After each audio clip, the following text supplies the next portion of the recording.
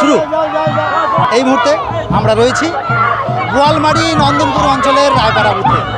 এই বুথেও আজ কিন্তু বিজয় মিছিল হচ্ছে। দেখতে পাচ্ছেন এই বুথের ভারতীয় জনতা পার্টির নেতা কর্মীরা কতটা উল্লাস উদ্দীপনার মধ্যে রয়েছে। আমরা সরাসরি দেখানোর চেষ্টা করব যে মহিলাদের কতটা আবেগ। দিদি, কেমন লাগছে এই মুহূর্তে? ভালো লাগছে না? কেমন লাগছে? দেখতে পাচ্ছেন মহিলাদের কতটা আবেগ রয়েছে। আমরা অন্যান্য মহিলাদের কথাও শোনাবো। এই সদর বিধানসভা কেন্দ্রের বিজেপি প্রার্থী অনন্তদেব অধিকারীর জয়লাভ করেছে, তথা ভারতীয় জনতা পার্টি রাজ্যে শাসন করছে, অর্থাৎ তারা ক্ষমতা দখল করেছে। নির্বাচনে তারা জয়ী হয়েছে, 207টি তারা আসন পেয়েছে। সারা বঙ্গেই কিন্তু বিজয় মিছিল হচ্ছে। আজ